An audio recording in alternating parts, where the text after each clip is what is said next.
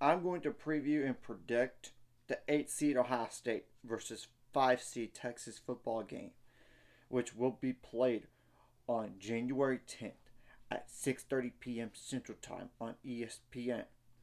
And it's part of the college football playoff semifinals at the Goodyear Combo, which is played in AT&T Stadium in Arlington, Texas. And as of this recording, Ohio State's favored by 6 points. We'll see about the spread between now and then. I apologize for looking down because I cannot memorize all this stuff. I kind of thought Texas was going to win against Arizona State. I just didn't know if they were going to cover or not. Ohio State, they have proved me wrong. It's not that I was surprised that they beat Oregon because it's so hard to beat a team two times in a year. I'm just more surprised by the margin of victory. So, Ohio State is 12-2 on the year with losses to Oregon by a point, and they got to avenge that loss. And to Michigan, while Texas is only 2 losses, are against Georgia. That's it. And I apologize if I'm looking down because I cannot memorize all this stuff. I'll go over stats for both of these teams offensively and defensively. And before I get started, special teams need to step up in this type of game. You can't have blunders. And obviously, if you do well in special teams like getting punt return touchdowns, kick return touchdowns, making field goals, that'll definitely help. In this type of game, and have good kickoff return coverage or kick the ball all the way to the end zone after you score every time. You can't allow block kicks or block punts. Obviously, if you do that, then it's in your favor. So, just want to make mention of the special teams part out of the gate so I don't forget to mention that. And I'm going to start with the 8th seed Ohio State. I'm going with the lowest seed first. They do average 36.36 points per game, which is rounding up to 36.4, while allowing 12.07, which is like 12.1. Passing yards, first downs first, like 292 of those for Ohio State's offense, 202 for the opponent. Rushing yards per game, 169.1 offensively, while allowing 92.2. And that's a really good number. And I'm impressed by Ohio State on how they handle this reshuffled offensive line down a few guys. Will it plague them in this game? And we all know that both of these teams do have offensive line issues in terms of injuries. Because, a certain Texas guy didn't play last game. So, I'm just going to make mention.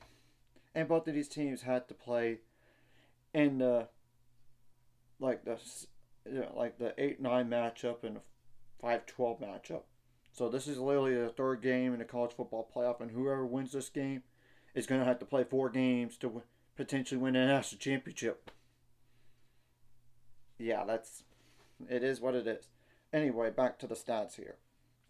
Passing yards per game, 263.43 offensively, while allowing 152.43. And look what Ohio State did to Oregon. That's pretty impressive. Now, time possession, 30 minutes, 3 seconds by the offense, 29 minutes, 57 seconds for the defense. Third down, 42.07% on 164 attempts offensively, while defensively, 34.65% on 202 attempts. Fourth down, 70.37% offensively on 27 attempts and 42.31% on fourth down defensively on 26 attempts. Now I'm going to go like sacks, tackles for loss, interceptions, fumbles, block kicks, safeties, and all that. So, Ohio State defensively has 97 tackles for loss, 51 allowed on the tackles for loss, 47 sacks, that's a good number, while allowing 12 despite the offensive line problems. Ohio State has forced 9 interceptions this year, while the opponent has forced 9 interceptions themselves. 56 pass breakups by the defense, 34 of those allowed.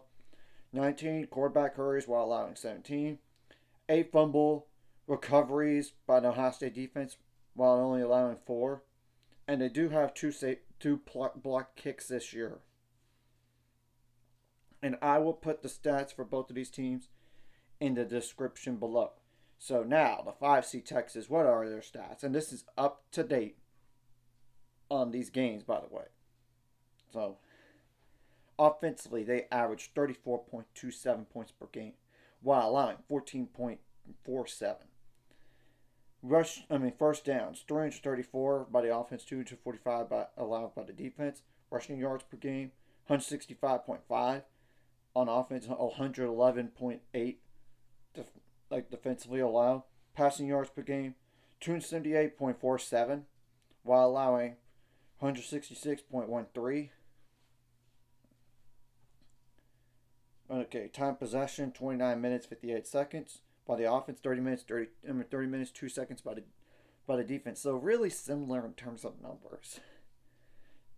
43.28% on 201 attempts by the offense on third down. 31.48% on third down defensively on 216 attempts. Now, fourth down, 56.67% on 30 attempts, while 47.22% on 36 attempts. And they came up with some big stops at times. Not just against Arizona State, but against Clemson on really close yardage. Now, I will say the tackles for loss, 109 by Texas. That's a really good number. But they have allowed 104. Yeah, not great. Not like a super great number, but it is what it is. You played for 15 games. So you kind of have to take that into account because they did play in their SEC title game, and unlike Ohio State in the Big Ten. They have 45 sacks on the year while allowing 33. That's a little bit of a concern, especially against this Ohio State front. Defensively. The Texas defense has forced 21 interceptions this year, but they have thrown 13 interceptions themselves. So that's a little bit of a problem. 61 pass breakups by the Texas defense while allowing 50. 49 quarterback hurries by the Texas defense while allowing 33.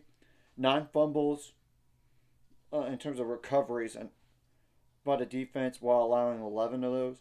2 block kicks by the Texas defense while allowing 2. 1 safety on for both the opponent to allow and 1 for them to get.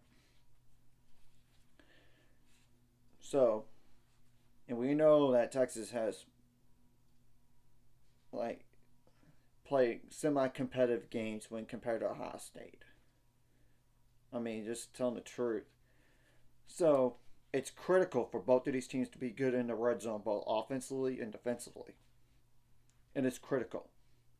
Forcing turnovers on defense. Getting after the quarterback. And the question will be, can Texas handle those Ohio State wide receivers? That's the biggest question. Obviously, you want to try to make the other team one-dimensional offensively. Of course, you want to have balance. Some type of balance, if you can. That's the thing. You got to have your offensive line step up in both the pass offense and run offensive. Same thing goes for the defensive line.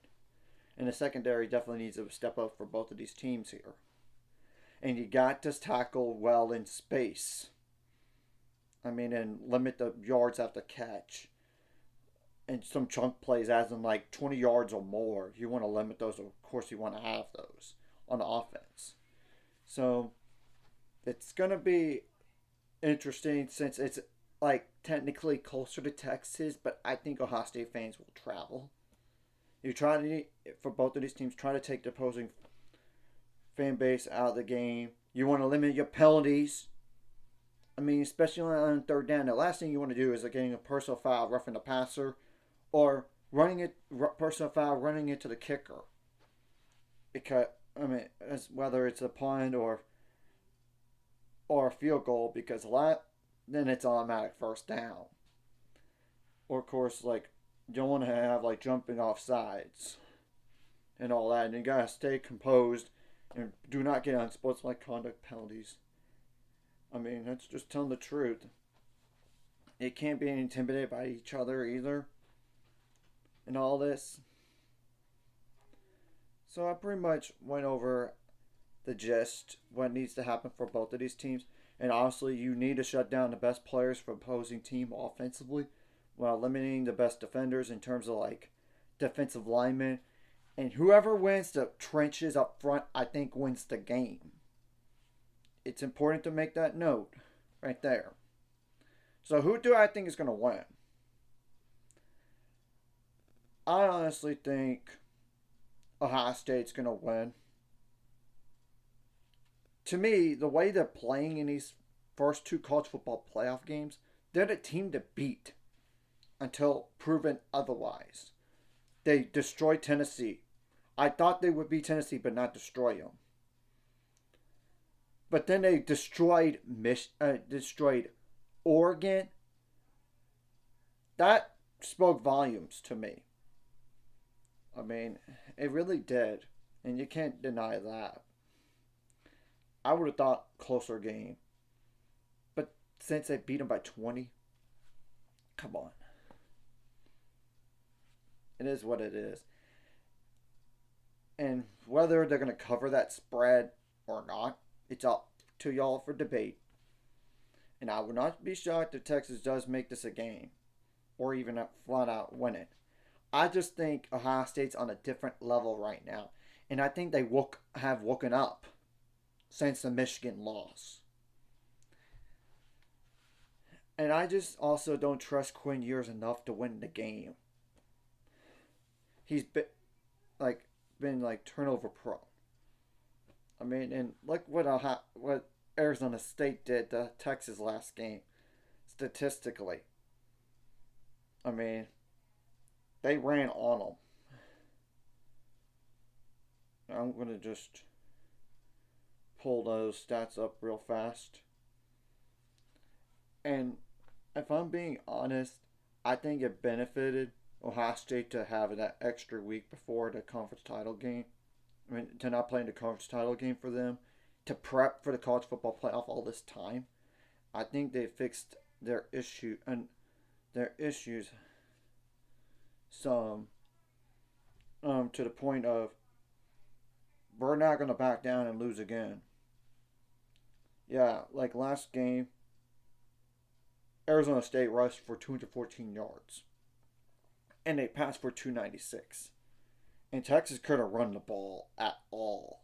53 rushing yards. Obviously, I think Ohio State could absolutely limit that. And try to make Quinn Ewers beat them through the air. And of course, you got to have good clock management as well. I mean, it's just telling the truth. Especially if it's a situation where you're trying to score within the last 2 minutes of the half or the game, or even try to flat out win it. So that's a breakdown of this game, and I'm going with Ohio State. It's a matter of will they cover the spread or not? I don't have a clue. We'll just wait and see what happens. And I decided to just get this out of the way because, look, it's literally a week from tomorrow. And I will preview the other game as soon as the stats are updated either for Notre Dame or Georgia, depending on who wins. And I already got the Penn State stats up already. So, anyways, if you like this content, hit the like and subscribe button. See you guys later on the road. 7 subscribers, of course, ultimate goal is 1,000 more, some more money if this course like video. Comment video really helps YouTube algorithms, more people could watch. And if you're watching and not subscribe, hit subscribe button, read the notification bell as well. In Ohio State, you need to not have an emotional letdown. Sure, you beat an opponent that you lost to previously. Do not have that letdown. And I do think Texas will play better some next game. I do. I just think Ohio State's just on a different level. And they have the better quarterback. in my opinion. And in the defense, I think Ohio State's going to be giving Texas some problems. I know Texas could make that claim too, but I think Ohio State could figure it out, honestly. So we'll see what happens.